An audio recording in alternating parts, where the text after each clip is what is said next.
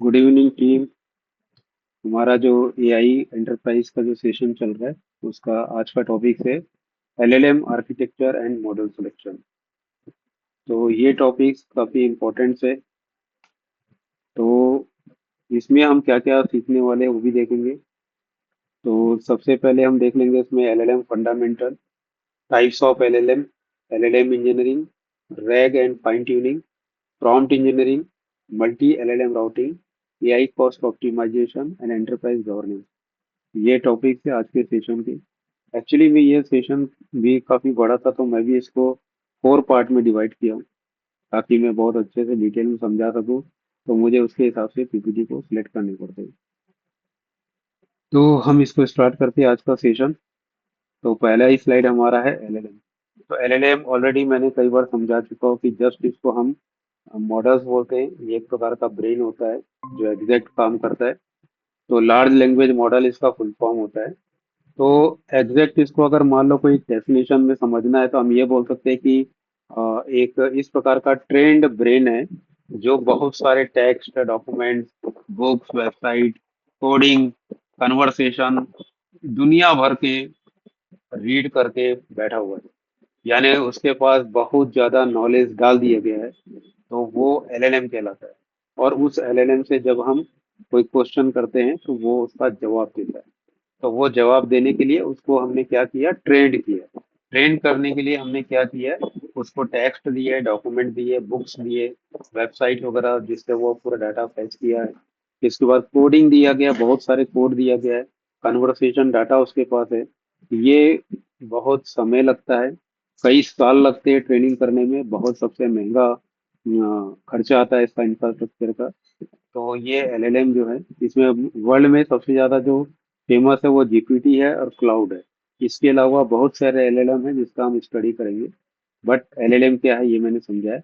एक सिंपल सी भाषा में बताता हूँ कि कोई अगर नया व्यक्ति अगर मान लो सेशन देख रहा है, अगर वो डेवलपर है, जावा है, डॉट नेट है, या फिर पाइथन है, किसी में है, उसको अगर ये जानना है कि एलएलएम होता क्या चीज़ है तो बस ये समझ जाओ कि एलएलएम जो है एक मॉडल है। इस मॉडल को या तो डिप्लॉय करना पड़ता है क्लाउड में, या ऑलरेडी डिप्लॉयड किया हुआ है उसको हमको सब्सक्राइब करना पड़ता है। तो एलएलएम डिप्लॉय करने में हमको मुश्किल से 2 से 3 मिनट लगता है। और जैसे एलएलएम आपका डिप्लॉय हो जाता है या आप किसी एलएलएम को सब्सक्राइब करते हैं तो आपको उसकी एपीआई मिलती है। एपीआई का एंड पॉइंट मिलता है, उसकी की मिलती है, सीक्रेट की मिलती है, और कुछ पैरामीटर्स, हेडर्स वगैरह आपको मिल सकता है जो आपको भेजना पड़ता है। तो जैसे आपको ये एपीआई मिलती है, आपका एलएलएम को आप कॉल कर सकते हैं। नॉर्मल आप पोस्टमैन से या क्लाइंट से, रेस्ट क्लाइंट से भी अगर आप कॉल करोगे और उसमें एक प्रॉम्प्ट डाल दोगे कि हेलो हाय, और वो तुरंत आपको रिस्पॉन्स में उसका जवाब आ जाता है। बट ये एलएलएम डायरेक्ट आपका कोई सॉफ्टवेयर आप इसको यूज करके डायरेक्ट नहीं बना सकते। इसके लिए आर्किटेक्चर बनाना पड़ता है। इसके लिए बहुत सारे फ्लोज होते हैं, बहुत सारे फ्रेमवर्क्स होते हैं जिसका हमें इस्तेमाल करना पड़ता है, तब जाकर के हम एलएलएम को यूज कर पाते हैं। इसका रीजन आगे आप समझेंगे जैसे से हम काम करेंगे कि भाई डायरेक्ट हम एलएलएम को डायरेक्ट हमारा सारा जवाब क्यों नहीं दे सकता है। क्योंकि अगर आप अपने कंपनी के बारे में, अपने लीव के बारे में, कोई पर्सनल स्टाफ के बारे में अगर कुछ पूछ रहे हैं तो वो एलएलएम के पास वो इन्फॉर्मेशन नहीं है। उसके पास बहुत सारी इन्फॉर्मेशन है बट 100% इन्फॉर्मेशन नहीं है। तो उस कंडीशन में आपको रैग फ्रेमवर्क यूज करना पड़ता है। तो ऐसे बहुत सारी चीजें आएगी। तो एलएलएम क्या है ये अब समझ में आ गया। अगर आपके पास एजोर, एडब्ल्यूएस, जीसीपी कोई भी क्लाउड है, आप एलएलएम को डिप्लॉय कर दो, या आप एलएलएम को सब्सक्राइब कर लो। आप उसका कोई प्लान ले सकते हो, जैसे $20 पर मंथ का है, ईयरली प्लान है, एंटरप्राइज ग्रेड का प्लान है, तो आप प्लान ले लो। तो जैसे आपको एलएलएम मिल जाता है तो आपको समझ जाओ कि एक एंड पॉइंट मिल जाता है, एक की मिल जाती है जिसके द्वारा आप उसका इस्तेमाल करते हो। और जितना ज्यादा यूज करते हो उसके हिसाब से आपकी बिलिंग होती है। तो हम इसको थोड़ा सा आगे अभी देखेंगे डिटेल्स में। तो एलएलएम जो है ये क्या करता है, जैसे सपोज कि आपके पास एक सुपर इंटेलिजेंट डिजिटल एम्प्लॉय है। यानी आप ये मान लो कि आपके पास एक ऐसा डिजिटल एम्प्लॉय है जो बोल सकता है, लिख सकता है, एनालाइज कर सकता है, कोड जनरेट कर सकता है, समराइज कर सकता है किसी डॉक्यूमेंट को। आप कोई नॉलेज को सर्च कर सकते हो उसमें, और लैंग्वेज को ट्रांसलेट कर सकता है, किसी भी लैंग्वेज को किसी भी लैंग्वेज में ट्रांसलेट कर सकता है। तो ये बहुत सारी इसमें खासियत होती है।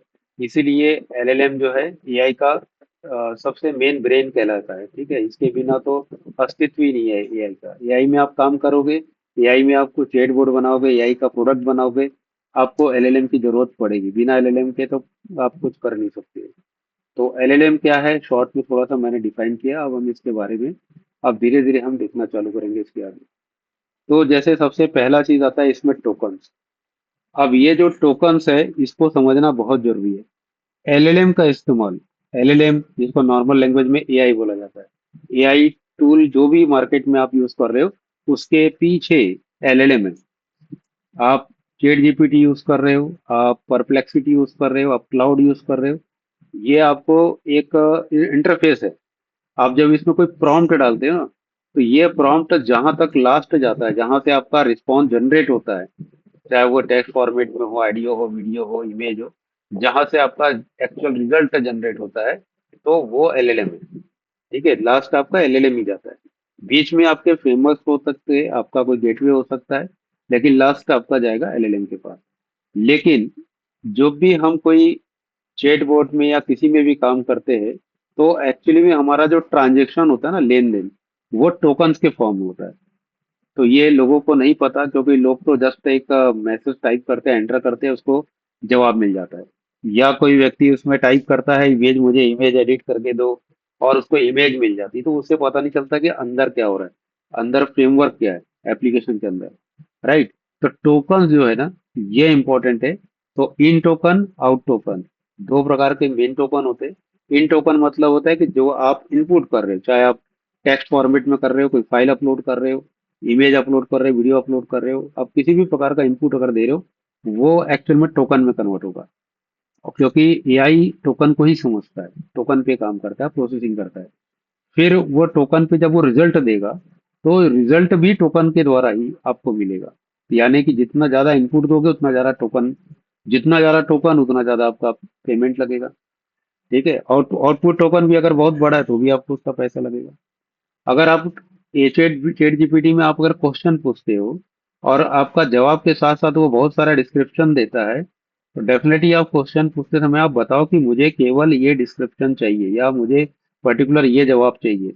और अगर वो आपको वही जवाब देता है, इसका मतलब आप प्रॉम्प्ट इंजीनियरिंग में मास्टर हो चुके हो, आप एआई का बहुत अच्छे से इस्तेमाल कर रहे हो।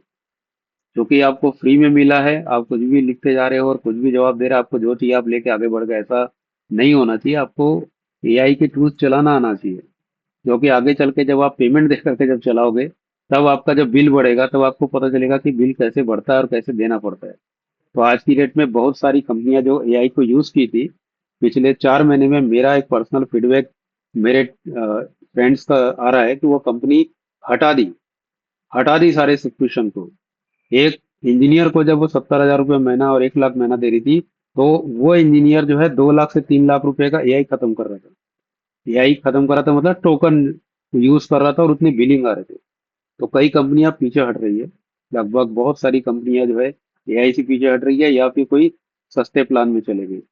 तो ये क्यों हो रहा है, क्योंकि जो इंजीनियर्स है वो तक टोकन के बारे में बहुत अच्छे से नहीं जानते, प्रॉम्प्ट इंजीनियरिंग के बारे में नहीं जानते। उनका काम है कि भैया मेरा इशू आ गया है, इसको सॉल्व कर लो, मेरे को कोई बग आ गया है उसको रिजॉल्व कर दो। अब वो कैसे कर रहा है, आप क्या प्रॉम्प्ट दे रहे हो, पर्टिकुलर कोई फाइल में चेक करने बोल रहे हो कि वो पूरा प्रोजेक्ट को रीड कर रहा है, तो ये अवेयरनेस नहीं है। तो एक जो एआई के इंजीनियर नहीं है, उनको आप एआई का टूल दे रहे हो कि तुम चलाओ, तो ये इश्यूज आया था। तो मेरे सेशन में मैं बहुत डिटेल में भी बताऊंगा ये सब चीजें। तो टोकन अब समझ में आ गया कि आपके एआई को इस्तेमाल करने में जो बिलिंग का हो रहा है इस्तेमाल, जो आपके बिल बनने वाले, वो टोकन बेस पे बनने वाले। और एआई टोकन पे ही काम करता है। आप एआई में जो भी इनपुट दोगे टोकन में कन्वर्ट होगा, और जो रिस्पॉन्स जनरेट करेगा वो टोकन में रहता है। लेकिन आपके पास वो आपके फॉर्मेट में आता है जिसको आप समझते हो, चाहे वो टेक्स्ट में आता है चाहे इमेज में आता है। राइट। तो टोकन जो है, मतलब जैसे यहाँ लिखा है कि स्मॉल पीस ऑफ टेक्स्ट। तो अगर मान लो कि आप कोई पैराग्राफ या कोई एक सेंटेंस लिख के देते हो, तो वो क्या करेगा, उसको छोटे छोटे टुकड़े में डिवाइड करके उसको टोकन में कन्वर्ट कर देगा। तो आगे हम और देखेंगे टोकन कैसे कन्वर्ट होता है। फिर इसके बाद एक आता है एम्बेडिंग। तो एम्बेडिंग भी बहुत इंपॉर्टेंट होता है, क्योंकि एआई एम्बेडिंग को ही समझता है। तो जैसे मैं बोला कि टोकन के ऊपर काम करता है, तो टोकन एक्चुअली में एम्बेडिंग फॉर्मेट में, यानी कि वेक्टर न्यूमेरिक फॉर्मेट में होता है। तो ये न्यूमेरिक में वेक्टर में कन्वर्ट होता है, और वेक्टर पे वो एआई जो है पूरा काम करता है। ट्रांसफॉर्मर एक लेटेस्ट टेक्नोलॉजी जो एआई पे आई है, जिसके कारण जीपीटी और क्लाउड मार्केट में आया है। ये टेक्नोलॉजी को यूज करके, इसका नाम है ट्रांसफॉर्मर। तो ट्रांसफॉर्मर जब अडॉप्ट किया, एआई बहुत पहले से आ चुका है, बहुत पहले से एआई धीरे धीरे धीरे डेवलप हो रहा था। लेकिन एआई को झटके से मार्केट में जो लेके आया, एक साथ जो पॉपुलैरिटी मिली है, वो ट्रांसफॉर्मर के कारण मिली है। तो ट्रांसफॉर्मर एक टेक्निक्स लाया गया, जिसके कारण ये जीपीटी क्लाउड वगैरह मार्केट में फेमस होना स्टार्ट हुए। फिर इसके बाद अटेंशन। अटेंशन भी बहुत इंपॉर्टेंट है, क्योंकि जब एग्जैक्ट जब डाटा पहुंच जाता है आपके टोकन फॉर्मेट में या एम्बेडिंग फॉर्मेट में, एलएलएम के पास पहुंच जाता है, तो एलएलएम जो है अटेंशन देता है। एलएलएम जो है वो फोकस करता है इंपॉर्टेंट इंफॉर्मेशन के ऊपर। मान लो कि एक सेंटेंस उसके पास चला गया, लेकिन वो सेंटेंस के अंदर इंपॉर्टेंट 3 वर्ड है, तो वो 3 वर्ड के ऊपर फोकस करता है। वो पूरे सेंटेंस के सभी करेक्टर के ऊपर, सभी वर्ड को 100% अटेंशन नहीं देता। अटेंशन यानी कि मेजर फोकस वो 3 वर्ड के ऊपर करना है, तो 3 के ऊपर करेगा, भले उसमें वर्ड 7 हो, 8 हो। तो ये अटेंशन जो रहता है, ये इसकी एक्यूरेसी परफॉर्मेंस को और बढ़ा देता है। फिर प्रोडक्शन। प्रोडक्शन का मतलब होता है कि टोकन बेस्ड इंफॉर्मेशन को जो कि वेक्टर फॉर्मेट में है, रीड करने के बाद वो ये बताता है कि अगला क्या होना चाहिए, या अगला प्रोडक्शन करता है। और प्रोडक्शन के बेस पे क्या होता है, रिजल्ट जनरेट होता है। तो यहाँ पर ये डायग्राम बना हुआ है कि अगर आप क्वेश्चन या प्रॉम्प्ट लिखते हो, तो पहले टोकनाइजेशन होता है। टोकनाइजेशन कन्वर्ट होता है एम्बेडिंग में। एम्बेडिंग यानी कि वेक्टर न्यूमेरिक फॉर्मेट में होता है। और इसके बाद ये ट्रांसफॉर्मर प्रोसेसिंग होती है। ठीक है, ट्रांसफार्मर के बाद आपका सेल्फ अटेंशन जाता है। फिर आपका रिस्पॉन्स जनरेट होता है, और वो आपको फाइनल आंसर आपको आपकी लैंग्वेज में मिल जाता है। अगर आप इंग्लिश में काम कर रहे हो, तो आपको इंग्लिश टेक्स्ट फॉर्मेट में आपको रिस्पॉन्स मिल जाता है। तो ये एक्चुअली में इसका फ्लो होता है। तो यहाँ पर हम देखते हैं, एक एनालॉजी देखते हैं। तो एनालॉजी में जैसे ह्यूमन ब्रेन हो कैसे काम करता है। यदि मान लो आपको, आप रीड कर रहे हो, कोई चीज को रीड कर रहे हो, तो जैसे आप रीड करते हो, तो रीड क्या करते हो, जनरली अपन सेंटेंस को रीड करते हैं, जिसमें वर्ड्स होते हैं, करेक्टर से बनता है वर्ड्स। तो जब आप रीड करते हो ना, तो रीड करने के बाद आप क्या करते हो, थिंकिंग करते हो। आपका ब्रेन उसके ऊपर थिंकिंग करता है। और जब थिंकिंग करता है, तो आप अंडरस्टैंड करते हो कि क्या लिखा हुआ है, उसका गोल क्या है, टारगेट क्या है, जो सेंटेंस लिखा हुआ है। तो वो आप इसको बोलते हैं कि आपने अंडरस्टैंड किया जो आपने रीड किया। और अगर आपने अंडरस्टैंड कर लिया, तो आप किसी को आंसर दे सकते हो। तो जैसे एग्जांपल के लिए, अगर मान लो कि आपने कोई एक चैप्टर पढ़ रहे हो, जैसे कि लेसन्स होते हैं ना, लेसन्स अगर आप रीड कर रहे हो, रीड करने के बाद थिंकिंग कर रहे हो, थिंकिंग करने के बाद अंडरस्टैंड कर रहे हो। अब अगर कोई भी क्वेश्चन आंसर उसमें जनरेट होता है, कोई भी क्वेश्चन पूछता है, आप तुरंत उसका आंसर दे देते हो। ठीक है, भले वो आंसर एग्जैक्ट वहां नहीं है, लेकिन फिर भी आप कैपेबल होते हो कि आंसर दे देते हो, क्योंकि आपने रीड किया, थिंक किया, अंडरस्टैंड किया। लेकिन एलएलएम में अगर जाएंगे, तो एलएलएम क्या करता है, टोकनाइज पहले करता है। टोकनाइज करने के बाद एम्बेडेड, जो मैं बताया वेक्टर में, वेक्टर न्यूमेरिक फॉर्मेट में कन्वर्ट करता है। देन प्रोसेस करता है, क्योंकि वो वेक्टर पे ही काम करता है, राइट। जब तक एम्बेडेड नहीं मिलेगा, उसका प्रोसेस जीरो रहेगा, कुछ नहीं कर सकता। और एम्बेडेड एम्बेडेड मिलने के लिए भी टोकनाइज होना चाहिए।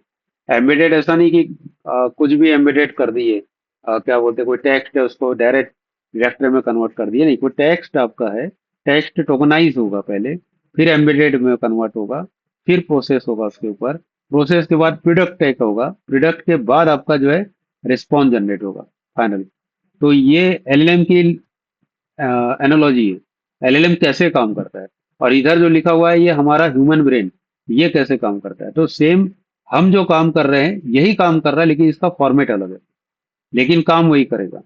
ठीक है, तो इसमें ये प्रोसेस बस याद रखना है, एलएलएम का tokenise, embedded, process, product and generate response. ये सबसे मेन मतलब पार्ट्स है। इसके अलावा और भी छोटे मोटे आएंगे जो इसके साथ में प्रोसेस होंगे, लेकिन ये सबसे इंपॉर्टेंट चीज यही होती है। तो इसको हम एनालॉजी बोलते हैं। अब हम आते हैं डिटेल्स में, जैसे टोकन्स। अब टोकन को हम समझने की कोशिश कर रहे हैं कि टोकन्स क्या है। तो टोकन एक्चुअली में एक स्मॉलेस्ट यूनिट होता है, जो टेक्स्ट प्रोसेस के लिए यूज करते हैं एआई मॉडल। ठीक है, जैसे एग्जांपल के लिए एक कोई वर्ड्स है, जैसे यहाँ देखो, आई लव आर्टिफिशियल इंटेलिजेंट। तो आई लव आर्टिफिशियल इंटेलिजेंट एक सेंटेंस है, जो किसी ह्यूमन ने जस्ट टाइप किया और एंटर कर दिया एज ए प्रॉम्प्ट। तो जैसे आप ये प्रॉम्प्ट देते हो, तो वो सबसे पहले क्या करता है, उसको ब्रेक डाउन कर देता है। अब जैसे इसने इसको ब्रेक डाउन कर दिया 4 पार्ट में, 1 2 3 4। तो 1 2 3 4 में डिवाइड किया, तो हो सकता है कि 4 टोकन क्रिएट हो गया। लेकिन ये एग्जैक्ट नहीं है। आप ये मत समझ जाओ कि कोई एक वर्ड से तो एक टोकन बनेगा, ऐसा नहीं है। लेकिन एक समझने के लिए यहाँ पर बताया कि अगर वो 4 वर्ड में, 4 वर्ड में कन्वर्ट कर दिया, तो सपोज 4 टोकन बन गया। अगर आपने ऐसा कुछ पैराग्राफ लिखा हुआ है पूरा 10 लाइन का या 100 लाइन का, तो उसके हिसाब से वो टोकन जनरेट होता है। या एक और अंदाज लगा सकते हो आप कि मैंने एक पढ़ा था कि 1000 वर्ड्स अगर है टोकन में कन्वर्ट होते हैं, तो अबाउट 1000 वर्ड्स कन्वर्ट होते हैं 700 टोकन में। ये भी मैंने देखा था। लेकिन यहाँ पर तो 4 वर्ड्स है, 4 टोकन में लिखा हुआ है। लेकिन बट इसका एग्जैक्ट गणित फिगर नहीं है। लेकिन आपको समझने के लिए आप समझ सकते हो कि लगभग जितने वर्ड्स होते हैं उससे थोड़ा आगे पीछे होता है, कम ही होता है। टोकन से ज्यादा तो नहीं होता। जैसे 1000 वर्ड्स है, तो 700 टोकन हो सकता है, 750 भी हो सकता है। तो ये टोकन्स आपको समझ में आ गए किस प्रकार से बनते हैं। और टोकन की कीमत है, जब आप प्राइसिंग देखोगे ना ओपन करके गूगल में, कि जीपीटी का प्राइसिंग क्या है, या सारे एलएलएम का प्राइसिंग, आप एक राउटर करके एक साइट्स होती है, वहां जा करके आप देख सकते हैं कि जितने भी एलएलएम मॉडल है उनकी प्राइसिंग लिखी रहती है कि कितना टोकन, 1 मिलियन टोकन का क्या प्राइस है, जीपीटी का 1 मिलियन का क्या प्राइस है। जीपीटी के वर्जन भी अलग अलग है, तो उनकी प्राइस भी अलग अलग है। तो ये टोकन की प्राइस होती है, तो उसमें भी लिखा होगा इन टोकन की प्राइस, आउट टोकन की प्राइस, दोनों अलग अलग होती है, सेम नहीं होती है। इन टोकन के 1 मिलियन का प्राइस अलग होगा, आउट टोकन के 1 मिलियन का प्राइस अलग होगा, डिफरेंट होगा। तो अभी तो आजकल एक कैशे टोकन भी आ गया। तो कैशे टोकन अगर प्रोवाइड कर रहा है, कैशिंग प्रोवाइड कर रहा है एलएलएम, तो कैशे टोकन का भी प्राइस होता है। तो इन टोकन, आउट टोकन और कैशे टोकन, 3 प्रकार के टोकन की प्राइसिंग मिलके आपकी प्राइसिंग होती है। और आप ये सब प्रीपेड है ना, आपको पहले डालना पड़ता है पैसा। तो मैं आज की डेट में $20 रिचार्ज करता हूँ और फिर काम करता हूँ। अगर 4 5 घंटे में खत्म हो गया, तो वो रुक जाता है, मैसेज देता है कि आपका बैलेंस खत्म हो गया। तो मैं तुरंत जाके क्रेडिट कार्ड से फिर से $20 ट्रांसफर करता हूँ। फिर वो मेरा एपीआई चालू हो जाता है और फिर मैं उसमें काम करना स्टार्ट करता हूँ। तो टोकन से प्राइसिंग होती है ना।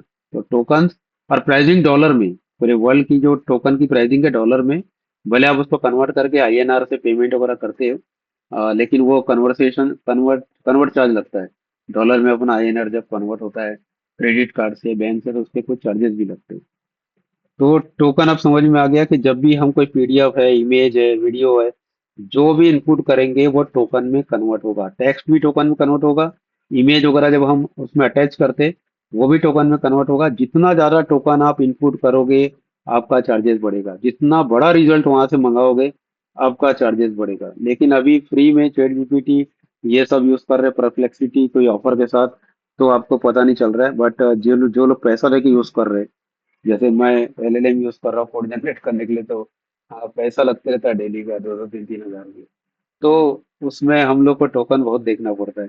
कम से प्रॉम्प्ट इतनी अच्छी तरीके से डालना पड़ता है कि मेरा कम से कम खर्चे में ज्यादा काम हो सके। तो वो मुझे करना पड़ता है। तो ये भी आपको करना पड़ेगा, आगे चल के फ्री वाला सिस्टम खत्म हो जाएगा, हमेशा के लिए नहीं है। इसको आपको ध्यान देना है।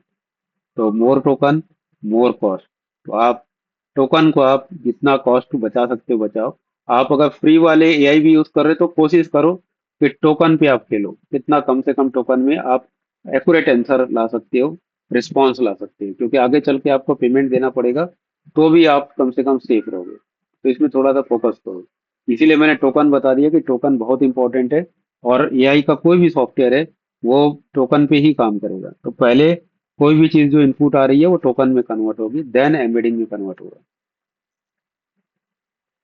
अब यहाँ पर आते हैं हम एम्बेडिंग। तो एम्बेडिंग जैसे मैंने बताया कि एआई जो है एम्बेडिंग पे ही काम करता है। और एम्बेडिंग का मतलब होता है न्यूमेरिक वेक्टर। न्यूमेरिक वेक्टर, आप इसको वेक्टर भी बोल सकते हो, या आप इसको न्यूमेरिक बोल सकते हो कि न्यूमेरिक फॉर्मेट बोल सकते हो इसको, या आप इसको न्यूमेरिक वेक्टर बोल सकते हो। तो एम्बेडिंग पे काम करता है। लेकिन ये एम्बेडिंग आता कहाँ से? जैसे यहाँ पर लिखा है, convert text into numeric vector. तो इसके लिए जो एक एलएलएम होता है एम्बेडिंग के लिए, एम्बेडिंग एलएलएम, उसका इस्तेमाल करके आप किसी भी टेक्स्ट को, इमेज को, पीडीएफ फाइल को डायरेक्ट आप न्यूमेरिक वेक्टर में कन्वर्ट कर सकते हो। तो एक एलएलएम होता है एम्बेडिंग। आपको इसका इस्तेमाल करना पड़ता है जब आप इसको कन्वर्ट करते हो। ठीक है, कन्वर्सन के लिए। और न्यूमेरिक से मतलब एक बार ये कन्वर्ट हो गया और रीड कर रहा है तो रीड करते समय इसकी जरूरत नहीं है, लेकिन आपको पहली बार इसको कन्वर्ट करने के लिए आपको इसकी जरूरत पड़ेगी। इसमें आप देख सकते हो समझने के लिए कि जैसे ह्यूमन अंडरस्टैंड मीनिंग, जैसे कि हम किसी मीनिंग को समझते हैं, वो कंप्यूटर अंडरस्टैंड द नंबर। तो कंप्यूटर जो है नंबर्स को जो कि वेक्टर फॉर्मेट में उसको अंडरस्टैंड करता है। तो जैसे एग्जांपल के लिए कार, व्हीकल और ऑटोमोबाइल, अगर आप किसी ह्यूमन को पूछते हो तो बोलेगा कि एक ही चीज है भाई। कार भी हम उसको बोल सकते हैं, व्हीकल भी बोल सकते हैं उसको, और ऑटोमोबाइल भी बोल सकते हैं। तो सेम कंप्यूटर भी इसको अंडरस्टैंड करता है, लेकिन उसके लिए ये जो फॉर्मेट है उसका वेक्टर में होना चाहिए। तो अगर वेक्टर में फॉर्मेट है और फिर उसको अगर एआई जब काम करता है तब वो समझ जाता है कि ये तीनों एक ही चीज है। तो ये सबसे बड़ी खूबसूरती है जिसके कारण एआई आगे आया। एआई में सबसे खास बात यही थी कि वेक्टर में क्यों चूज किया हमने, क्योंकि वेक्टर में नॉलेज बेस जो रहता है इंफॉर्मेशन, वेक्टर सिमेंटिक सर्च जिसको बोलते हैं, बहुत ही फास्ट होता है और मीनिंगफुल इंफॉर्मेशन आपको लाता है। इसलिए लेके आता है क्योंकि वेक्टर में एआई अंडरस्टैंड कर देता है रिलेशंस को। तो जैसे ह्यूमन अंडरस्टैंड करता है वैसे ही कंप्यूटर अंडरस्टैंड कर लेता है, लेकिन इसका फॉर्मेट क्या होना चाहिए, वेक्टर्स होना चाहिए।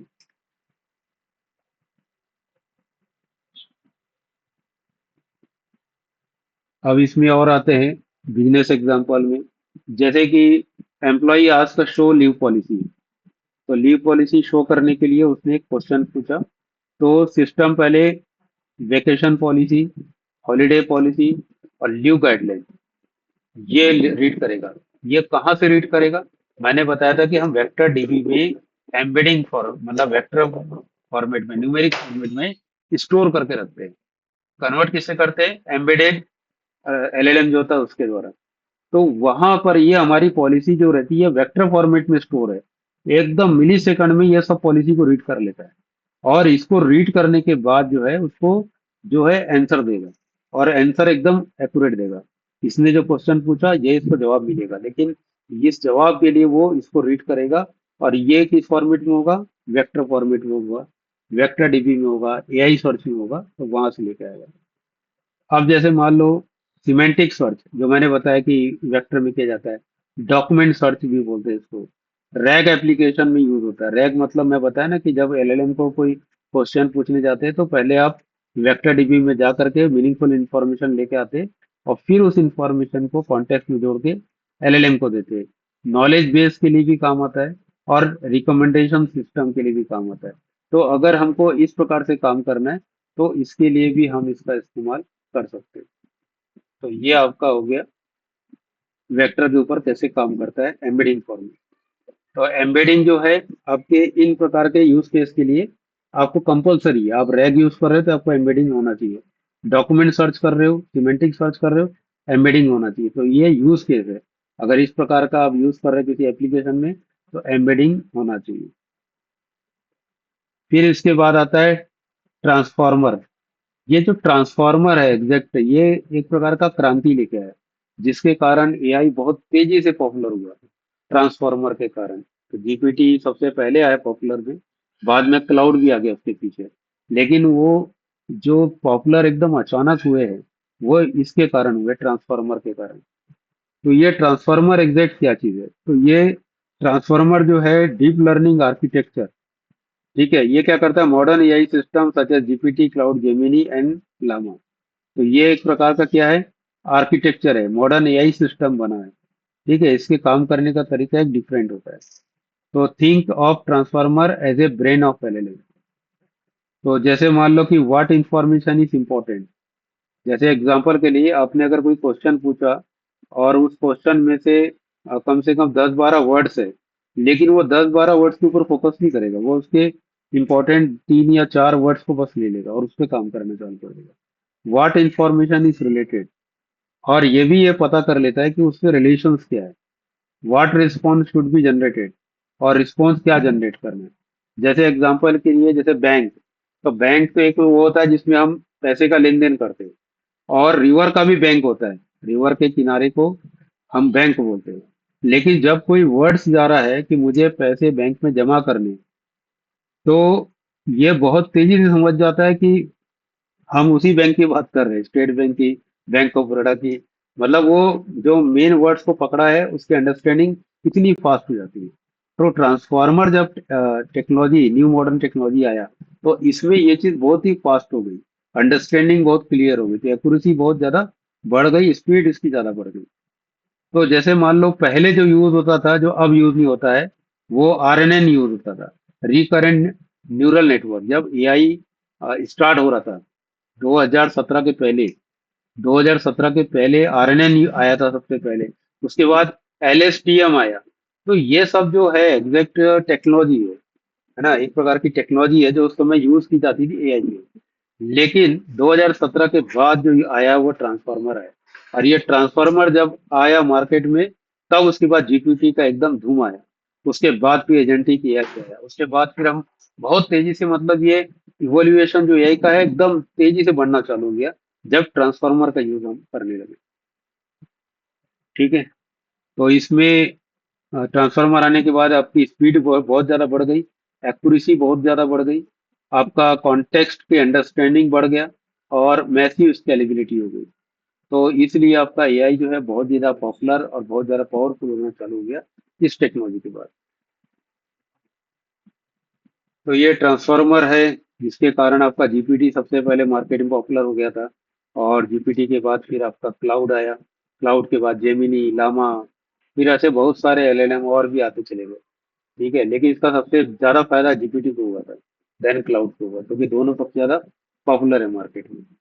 तो यहाँ पर जैसे एक एग्जांपल दिया कि which invoice are overdue. एक प्रॉम्प्ट है यहाँ पर, which invoice is are overdue. इसमें 4 वर्ड है। तो ट्रांसफार्मर अंडरस्टैंड द क्वेश्चन, सबसे पहले तो वो क्वेश्चन को अंडरस्टैंड करेगा। फिर आइडेंटिफाइज द इंपॉर्टेंट वर्ड्स। तो आइडेंटिफाई इंपॉर्टेंट वर्ड्स में एक इनवाइस है और एक ओवर ड्यू है। बीच और आर को छोड़ देगा। इनवाइस ओवर ड्यू, क्योंकि वो क्या कर रहा है, इसको आइडेंटिफाई कर लिया। अप्लाइज कॉन्टेक्स्ट, इसके साथ कुछ कॉन्टेक्स्ट आया होगा, और उसके साथ मिल करके वो आंसर को जनरेट करके वापस रिटर्न कर देगा। तो ये ट्रांसफॉर्मर हमने देखा। अब इसके बाद आता है आपका अटेंशन मैकेनिज्म। अटेंशन क्या होता है? The brain of an LLM. यानी एलएलएम का भी एक सबसे इंपॉर्टेंट पोर्शन जो होता है ना अटेंशन का। तो ये क्या बोल रहा है कि the attention mechanism help the AI focus the most important words and relationship in a sentence. तो मोस्ट इंपॉर्टेंट वर्ड्स और रिलेशनशिप कोई भी सेंटेंस में से ये तुरंत तुरंत पहचान लेता है और उसी को पकड़ लेता है, उस पे काम करना चालू कर देता है। तो जैसे यहाँ पर एक एग्जांपल दिया है कि Ajay deposit money in the bank. ठीक है, the bank approved his loan. तो ये 2 सेंटेंस यहाँ पर है, राइट। लेकिन एआई जो है ना, यहाँ पर जैसे बैंक वर्ड को देख रहा है, यहाँ भी बैंक है, यहाँ भी बैंक है, तो वो अंडरस्टैंड कर लेगा कि फाइनेंशियल इंस्टीट्यूट की बात हो रही है। जो रिवर वाला बैंक है इसकी बात बिल्कुल नहीं हो रही है। तो उसने जो क्या किया कि ये जो अटेंशन है ना, अटेंशन के कारण ये पॉसिबल हुआ कि वो बहुत तेजी से वो पकड़ लेता है, उसका मीनिंग निकाल लेता है कि किससे इसका रिलेशन होगा। तो ये इससे फायदा क्या होता है कि जैसे जो सेंटेंस इनपुट हुआ था, तो वो सेंटेंस में तो उसने क्या किया कि इसमें से वर्ड्स लिया, एक डिपॉजिट, एक मनी, एक बैंक, एक अप्रूव्ड और एक लोन। एक्चुअली में उसको ना इसके ऊपर काम करना है। बाकी कुछ वर्ड्स है जैसे अजय, उसको छोड़ दिया, वो कॉन्टेक्स्ट में पड़ा हुआ है, जब रिप्लाई आएगा ना तो हाय अजय करके वो नीचे जोड़ देगा रिजल्ट को। लेकिन एलएलएम को अजय वर्ड गया ही नहीं, इन वो भी नहीं गया, हिस वो भी नहीं गया, द भी नहीं गया।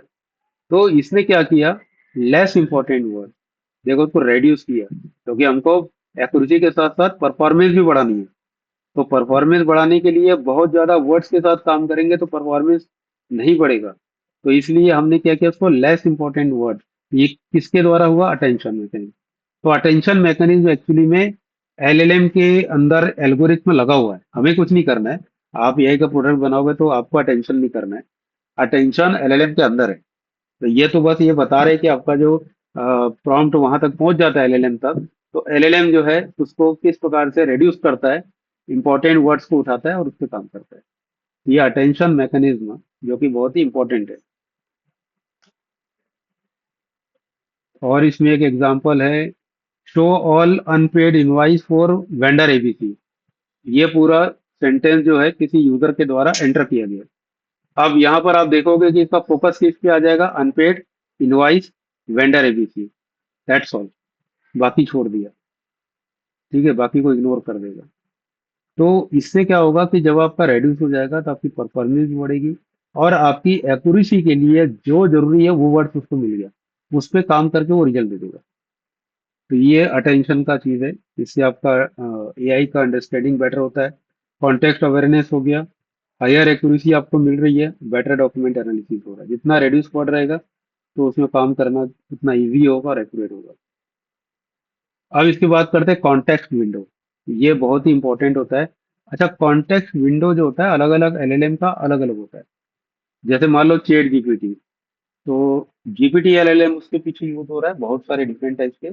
और इसका कॉन्टेक्स्ट विंडो अभी तक का सबसे बड़ा है, सबसे ज्यादा बड़े साइज का कॉन्टेक्स्ट विंडो जीपीटी का है। यही आप अगर दूसरे में काम करोगे, जैसे क्लाउड में काम करोगे, या आप परप्लेक्सिटी में काम करोगे, या किसी और में काम करोगे, तो उसका कॉन्टेक्स्ट विंडो इतना बड़ा नहीं है। अगर आप काम कर रहे होंगे तो आप देखे होंगे कि जब जीपीटी में काम करते हो तो आप जनरली कई डॉक्यूमेंट को अटैच कर लेते हो। आप पूरा वर्ड फाइल है, उसमें 500 पेज है, कंट्रोल ए करके सेलेक्ट करके सीधा पेस्ट कर देते हो। तो ये जो आप इनपुट कर रहे हो ना, जितना ज्यादा मात्रा में इमेज हो गया, टेक्स्ट हो गया, ये सब फॉर्मेट में, तो ये इतना सारा क्यों अंदर सक्सेसफुली चला जा रहा है, क्योंकि कॉन्टेक्स्ट विंडो इसका बहुत बड़ा है। सेम इतना बड़ा अगर किसी और में करने का ट्राई करोगे तो वो रोक देगा, वो बोल देगा आप क्या लिमिट एक्सीड हो गया, तो उसमें प्रोडक्शन लगा हुआ है, रेंज ही नहीं है उसकी, वो एक्सेप्ट ही नहीं कर सकता इतना डाटा। तो ये कॉन्टेक्स्ट विंडो जो होता है ना, ये जितना बड़ा रहेगा, आपकी बहुत सारी हिस्ट्री इंफॉर्मेशन और आपके कॉन्टेक्स्ट वगैरह उतना देर तक आपका मतलब लाइव रहेगा, सामने मतलब समझ में आएगा एलएलएम को कि आप किस बारे में बात कर रहे हो। ये कॉन्टेक्स्ट विंडो बड़े से बड़ा होना चाहिए एलएलएम का, तो एलएलएम आपका ज्यादा अच्छा होता है। तो ये अलग अलग एलएलएम की अलग अलग कॉन्टेक्स्ट विंडो होते हैं। जैसे small context window, one page notebook. अगर एक मान लो कि स्मॉल कॉन्टेक्स्ट है तो आप एक पेज मुश्किल से आप उसमें इनपुट कर सकते हैं। अगर आपका लार्ज कॉन्टेक्स्ट विंडो है तो एंटायर बुक, पूरी की पूरी बुक को उसके अंदर डाल दो, यानी मल्टीपल पेज का डाटा आप डाल दो, तो भी वो एक्सेप्ट कर लेगा। तो यहाँ लिखा हुआ है ना, 100 पेज एचआर पॉलिसी, 150 पेज का एसओपी है, 50 पेज का कॉन्ट्रैक्ट है। तो ये सब अगर आपको डालना है तो आपको लार्ज कॉन्ट्रैक्ट चाहिए। लार्ज कॉन्टेक्स्ट विंडो अगर होगा तभी आप ये सब अपलोड कर पाएंगे, नहीं तो नहीं कर पाएंगे। तो कॉन्टेक्स्ट विंडो समझ में आ गया। जो एक समझ जाओगे एक प्रकार का इन गेट है, वो गेट जितना ज्यादा बड़ा होगा, अरे मेमोरी लेता है जो महंगी होती है, कॉन्टेक्स्ट विंडो जितना बड़ा करोगे आपको बहुत ज्यादा इंफ्रास्ट्रक्चर का कॉस्ट आएगा। ये आपकी मेमोरी जो है ना वो यूज करता है। तो ये कॉन्टेक्स्ट विंडो मेमोरी से जुड़ा हुआ है, हमेशा याद रखना कि जितना आपका मेमोरी कॉन्टेक्स्ट विंडो के लिए जो बनी हुई है ज्यादा बड़ी होगी, कॉन्टेक्स्ट विंडो बड़ा रहेगा, आपका इनपुट लेने की कैपेसिटी जो है बहुत ज्यादा बढ़ जाएगी। अब आते हैं अपन टेम्परेचर। ये टेम्परेचर बहुत इंपॉर्टेंट है, इंटरव्यू में पूछा जाता है टेम्परेचर क्या होता है। जब एआई चैटबॉट आप बनाते हो या एआई का प्रोडक्ट आप जब डेवलप करते हो, तो उस समय हमें टेम्परेचर की वैल्यू सेट करनी पड़ती है। तो एग्जैक्ट हम देख लेते हैं आज की यह टेम्परेचर क्या है। अब मेरे से भी एक इंटरव्यू में क्वेश्चन पूछा गया था, मैंने जवाब सही दिया था, बट वो एक एंटरप्राइज आर्किटेक्ट के हिसाब से वो जवाब चाहता था सामने वाला, वो ऑलरेडी एंटरप्राइज आर्किटेक्ट था। तो मुझे बाद में समझ में आया कि नहीं, अगर हम कोई काम सक्सेसफुली कर भी लेते हैं वो इम्पोर्टेंट नहीं है, वैसा ही क्यों किए उसके बारे में पूरा एक्सप्लेनेशन पता होना चाहिए। सामने वाला अगर क्वेश्चन पूछ रहा है तो उसको समझाना बहुत जरूरी है। तो टेम्परेचर क्या है ये हम देख लेते हैं आज, और अच्छे से समझ में आ जाएगा कि temperature is setting that controls the random or predictable and AI answer should be. तो जब एआई के पास हम कोई प्रॉम्प्ट भेज रहे हैं कॉन्टेक्स्ट के साथ, तो हमें एक टेम्परेचर वैल्यू भेजनी पड़ती है। तो ये जो टेम्परेचर वैल्यू जितनी कम होगी उसका आंसर उतना ज्यादा एक्यूरेट होगा। अब यहाँ पर क्वेश्चन आ रहा है कि भाई एक्यूरेट होगा तो फिर कम ही भेजो, फिर हमको बढ़ाने की जरूरत ही क्या है। तो ऐसा नहीं है। इसमें आप देखोगे तो क्या बोल रहा है, लोअर टेम्परेचर गिव सेफर, यानी जितना लोअर टेम्परेचर दोगे सेफर होगा, आपका आंसर जो है कंसिस्टेंट रहेगा। अगर आप लोअर भेज रहे हो, सपोज जीरो भेज रहे हो, है ना? तो 0 भेज रहे हो या 0.1 भेज रहे हो, तो उस कंडीशन में आप देखोगे ना कि क्वेश्चन आप अगर सेम टू सेम भी करोगे तो जवाब भी सेम टू सेम आएगा, या फिर आपका सेफर जवाब आएगा। ठीक है, तो ये इस समय आपको जो है लोअर टेम्परेचर यूज करना रहता है। लेकिन हायर टेम्परेचर अगर आप देते हो, वैल्यू बढ़ा देते हो, तो आपका जो रिजल्ट है ना वो क्रिएटिविटी हो सकता है, क्रिएटिव रिजल्ट हो सकता है, आपका वेरिड हो सकता है, आंसर चेंज हो सकता है। तो अब जैसे क्वेश्चन ये कि फिर हम हायर क्यों देते हैं, किस कंडीशन में लोअर कब देते हैं, तो ये हमें डिसाइड करना रहता है। जैसे यहाँ पर क्या बोल रहे हैं कि अगर हम 0.0 से 0.2 तक का अगर हम वैल्यू सेट करते हैं, तो ये क्या करेगा कि most likely answer every time same देगा, सेफर साइड देगा। लेकिन अगर 0.3 से लेकर 0.5 तक देते तो बैलेंस्ड है। तो इसमें क्या होगा कि आपका थोड़ा बहुत तो फ्लेक्सिबल होगा, लेकिन बहुत ज्यादा नहीं होगा, एकदम थोड़ा बहुत 19-20 का एक अंतर आ सकता है। थोड़ा तो फ्लेक्सिबल होगा, लेकिन उसके जो सेफर साइड ही रहेगा। लेकिन जैसे आप टेम्परेचर 0.7 से 1 तक कर देते हो, तो उस कंडीशन में वो मोर क्रिएटिव हो जाता है, और इसमें ज्यादातर चांस है कि आपका जो आंसर है, जो आपका आउटपुट है, वो इनकंसिस्टेंट हो सकता है, कुछ नया हो सकता है, कुछ भी हो सकता है जो आप भी नहीं सोच सकते, वो आउटपुट हो सकता है। तो इसको नॉर्मल लैंग्वेज में आप ये बोल सकते हो कि जैसे मान लो आप कोई एआई का प्रोडक्ट बना रहे हो, जो ग्राफिक्स का, फोटोग्राफिक्स के लिए आप एआई का प्रोडक्ट बना रहे हो, और जब उसमें प्रॉम्प्ट डालते हैं कि मुझे एक फोटो चाहिए मेरा बना के दो जिसका बैकग्राउंड थोड़ा डिफरेंट हो, क्रिएटिविटी हो, उसमें पीछे बादल आ रहे हो, या तुम खुद डिसाइड करो कि उसको और कैसे अच्छा कर सकते हैं, या बारिश भी हो रही है, इस टाइप का अगर मान लो कुछ उसको दे रहे हो और आप जो बोल रहे हो उससे भी ज्यादा वो करके दिखा दे, एकदम अलग हटके जो आप भी नहीं सोचे, तो उस समय आपको टेम्परेचर की वैल्यू बहुत हाई रखनी पड़ती है, क्योंकि वो क्रिएटिविटी मोड में चले जाता है, बहुत डिफरेंट में चले जाता है। लेकिन आपको लोअर कहाँ रखनी पड़ती है, जैसे कि आप कोई बैंक के एप्लीकेशन में एआई का इस्तेमाल कर रहे हैं, फिनांस वगैरह का कोई ट्रांजेक्शन है वहां पर एआई का इस्तेमाल कर रहे हैं, वहां क्रिएटिविटी नहीं चाहिए भाई। आपके अकाउंट में 100 रुपये है तो 100 रुपये है, क्रिएटिविटी करके 100 का 200 कर दिया तो गड़बड़ हो जाएगा। तो इस टाइप के कई एप्लीकेशन है जहां पर आपको बहुत ही सेफर चलना है, खास करके फिनेंस से रिलेटेड हो सकता है, कुछ कैलकुलेशन से रिलेटेड कुछ एआई प्रोडक्ट है जहां पर 0.0001 भी चेंज नहीं होना चाहिए बिल्कुल, इस टाइप की चीजें रहती है, तो आपको टेम्परेचर कम से कम रखना है। लेकिन मैंने 0.3 रखा था। अब मैं ये बता रहा हूँ कि जब मैं ईआरपी एप्लीकेशन में टेम्परेचर सेट किया था तो 0.3 रखा था। 0.3 इसलिए रखा था कि मुझे सेफर तो रहना है, लेकिन मेरे एप्लीकेशन में कुछ ऐसे भी प्रॉम्प्ट आ रहे थे, ऐसे भी रिजल्ट देने पड़ रहे थे जिसमें कुछ प्रिडक्शन भी था, कुछ एनामली डिटेक्शन भी करना था मुझे। तो इस प्रकार से मुझे थोड़ा सा उसमें हल्का सा वेरिएशन लाना भी जरूरी था। तो मैंने 0.3 रखा था, हालांकि 0.3 से 0.5 तक का रेंज था, बट मैंने 0.3 सेलेक्ट किया था और मेरा प्रॉपर काम चल रहा था, तो मैंने 0.3 पे सेट किया था। बट क्वेश्चन ये है कि अगर पूछा जाता है कि आपने 0.3 ही क्यों रखा, उसको बहुत डिटेल में एक्सप्लेन करना है, तो पहले टेम्परेचर का वर्किंग फंक्शन जानना जरूरी है कि टेम्परेचर काम कैसे करता है। अगर आप टेम्परेचर के थ्योरी नहीं जानते, मैंने भी वही काम किया था कि चैट जीपीटी के द्वारा देखा कि ईआरपी के एप्लीकेशन में ये काम करना है तो मुझे वैल्यू क्या रखना है, उसने जवाब दिया कि 0.3। हालांकि मैंने R&D करके आगे पीछे करके देखा था, 0.3 मैंने सेट कर दिया था, तो मुझे रिजल्ट मिल रहा था। लेकिन एग्जैक्ट जब हम एज ए एंटरप्राइज आर्किटेक्ट या सोल्यूशन आर्किटेक्ट स्टडी करें तो आपको बहुत डिटेल में मालूम होना चाहिए। तो इसलिए टेम्परेचर में मैंने ये चीज डिटेल बताया, देखो नीचे लिखा भी है, asking for bank policy answer, तो बेटर देन 0.1, आप कम से कम रखो temperature. Asking for a copy brain storming work better, यानी कि जहां पर एआई अपना दिमाग लगा के कुछ नया बना दे, आप उसको आजादी दे रहे हो, जैसे कि इमेज जनरेट करना है, इमेज में भी कुछ अपना दिमाग लगा के कुछ ग्राफिक्स वगैरह कर देना है, तो आप 0.8 दे दो, यानी आप उसको थोड़ा सा आजाद कर रहे हो कि भाई तेरे को छोड़ा नहीं, बहुत ज्यादा आजाद हो गए तुम, कुछ भी दिखा दो कलाकारी, कुछ नया बना के बता दो, तो उसके पास कोई रिस्ट्रिक्शन नहीं रहेगा, फिर वो कुछ क्रिएटिविटी बना के दिखा देगा। तो ये जो रहता है इसका मेन एग्जाम्पल भी मैंने बता दिया कि टेम्परेचर का क्या होता है। आगे थोड़ा सा और देख लेते हैं टेम्परेचर का। तो जैसे यहाँ पर फिर से रूल बताया गया कि लो टेम्परेचर आपका जो रहता है वो आपकी एक्यूरेसी, कंसिस्टेंसी और कंप्लायंस मैटर। अच्छा, कोई सॉफ्टवेयर आप ऐसा बना रहे हैं जहाँ पर कंप्लायंस है, जैसे जीडीपीआर वगैरह हो गया ना, SOC 2 हो गया, या कंप्लायंस और भी हो सकते हैं, आरबीआई, आरबीआई की गाइडलाइन है, सेबी का गाइडलाइन है, अगर आप कोई एल्गो ट्रेडिंग का एप्लीकेशन बना रहे हो, आप जब पॉलिसी रीड कर रहे हो आरबीआई का, आप आईआरडी की पॉलिसी रीड कर रहे हो या आप सेबी की पॉलिसी रीड कर रहे हो, ऐसे समय में आप अगर एआई का इस्तेमाल कर रहे हो तो आपको लो टेम्परेचर रखना है। वहां पर सेफर साइड चलना है हमको। कंसिस्टेंसी होना चाहिए, एफिलिएंसी होनी चाहिए, और कंप्लायंस वगैरह आपका मैटर अगर है तो लोअर रखना है। लेकिन मीडियम टेम्परेचर आप कहाँ रख सकते हो? जहां पर आप क्वालिटी तो मेंटेन करना है, बट लेकिन आपको थोड़ी वैरायटी चाहिए, यानी क्वालिटी भी चाहिए और थोड़ी बहुत वैरायटी भी चाहिए, तो आप मीडियम टेम्परेचर आप रख सकते हो।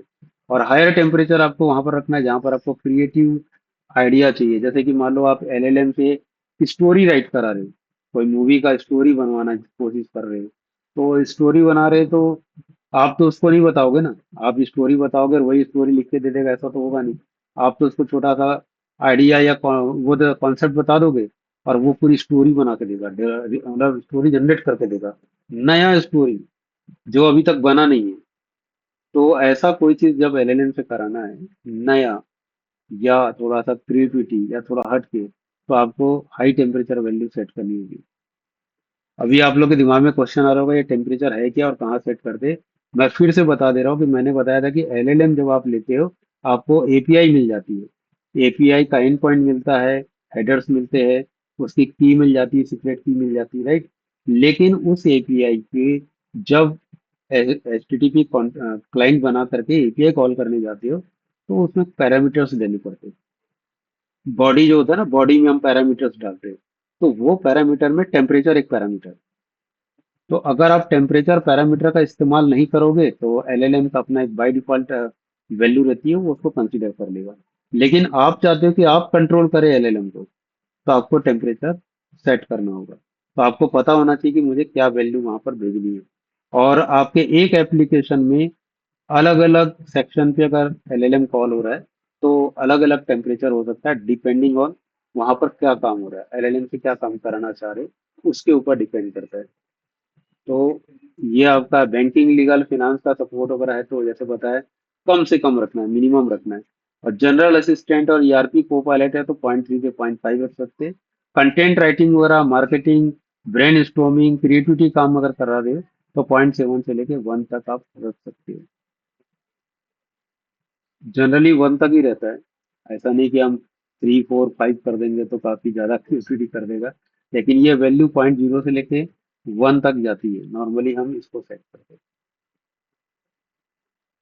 यहाँ पर कुछ एग्जांपल है, जैसे मान लो लो टेम्परेचर सेल्फ एंड कंसिस्टेंट, ठीक है, हाई टेम्परेचर क्रिएटिविटी डाइवर्सिटी।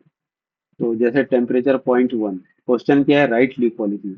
अभी टेम्परेचर 1 करके आप लीव पॉलिसी को राइट करने बोले, तो इसमें जो आंसर आएगा, अगर आप दोबारा यही वाला क्वेश्चन फिर से डालें, फिर आंसर आएगा, तो ये सेम आंसर आएंगे। आप सेम प्रॉम्प्ट भी अगर डालते जा रहे हो 4 बार 10 बार, तो वो सेम आंसर आएंगे, क्योंकि आपने टेम्परेचर 0.1 रखा हुआ है। लेकिन अगर मान लो कि जैसे टेम्परेचर 1 रखा है आपने, और यहाँ पर बोला राइट मार्केटिंग टैगलाइन, ये आपने डाला, तो इसका एक आंसर आएगा। लेकिन अगर आप इसी सेंटेंस को सेम टू सेम दोबारा एंटर करोगे, तो एक दूसरे टाइप का आंसर देगा। तीसरी बार करोगे तीसरी टाइप का, और तीनों आंसर एकदम डिफरेंट हो सकते हैं, एकदम डिफरेंट। हो सकता है मिलता जुलता भी ना हो, क्योंकि आपने 1 रखा है वैल्यू। 1 का मतलब है पूरा क्रिएटिविटी डाल दिया उसमें, वो डिफरेंट ही बना देगा। ठीक है, इसीलिए मैं बोला ना कि टेम्परेचर को समझना जरूरी है कि हमें वैल्यू सेट कैसे करनी है। तो ये है कि यहाँ पर एग्जाम्पल था कि फिनांस वगैरह के एप्लीकेशन में कम से कम रखना है। मार्केटिंग कैंपेन हो गया, फोटोग्राफी हो गया, ग्राफिक्स वगैरह का काम हो गया, जहाँ पर भी आप, जैसे कि स्टोरी राइटिंग हो गया, कंटेंट राइटिंग हो गया, ब्लॉग राइटिंग हो गया, कुछ भी चीज़ें वहां पर आप इसको अगर बढ़ा देते हो, तो आपको कुछ नई चीज मिलती है, क्रिएटिविटी मिलती है, तो आपको वैल्यू बढ़ानी पड़ती है। तो ये आपको डिसाइड करना है। एक ही एप्लीकेशन में अलग अलग सेक्शन पे अगर एलएलएम कॉल हो रहे, तो उसके टेम्परेचर की वैल्यू अलग अलग हो सकती है। टेम्परेचर कुछ नहीं है, एक पैरामीटर है। जब एलएलएम की आप एपीआई कॉल करते हैं तो उसमें एक पैरामीटर सेट करना रहता है। करना चाहिए, नहीं करोगे तो कोई एरर नहीं आएगा, एलएलएम चल जाएगा, रिजल्ट आएगा। बट एज ए आर्किटेक्ट आपको डिजाइन करते समय डिसाइड करना है कि आप क्या वैल्यू वहां पर सेट करने वाले हैं। यहाँ पर कुछ एक रिकमेंडेशन सेटिंग दिया है। जैसे बैंकिंग वगैरह में आप देखोगे तो 0.1 होता है, यानी कि बहुत कम होता है। सबसे कम बैंकिंग में, फिनांस में होता है ना। लीगल में आप 0.2 कर सकते हो। ईआरपी का को पायलट बना रहे तो 0.3 तक आप यूज कर सकते हो। आप सपोर्ट बोर्ड बना रहे हो तो 0.4 तक। और आप अगर कंटेंट राइटिंग कर रहे हो तो 0.8 तक जा सकते हो। और मार्केटिंग के लिए आप पूरा 1 दे रहे हो। तो एक यहाँ पर एक छोटा सा एग्जांपल दिया, लेकिन ये फील्ड इससे ज्यादा यूज केस एक सैंपल के लिए दिया हुआ है। यूज केस बहुत सारे आ सकते हैं। आपको खुद से डिसाइड करना है कि नया यूज केस आपके सामने है तो आप क्या वैल्यू सेट करोगे। क्योंकि ये थ्योरी समझने के बाद अब आपको समझ में आ गया कि जितना कम रहेगा तो कैसा काम करेगा, एक्यूरेट रहेगा, सेम टू सेम रिजल्ट देगा लेकिन एक्यूरेट देगा। लेकिन जैसे आप बढ़ाते जाओगे वो थोड़ा थोड़ा फ्लेक्सिबल होता जाएगा। ज्यादा कर दोगे तो वो पूरा का पूरा क्रिएटिविटी हो जाएगा, कुछ नया देगा। सेम क्वेश्चन बार बार पूछोगे तो भी आंसर नए नए देना चालू कर देगा। तो आप कैसा चाहते हो उसके हिसाब से आपको सेटिंग करनी पड़ती है। तो थैंक यू टीम। आज का सेशन यहाँ पर स्टॉप करते हैं।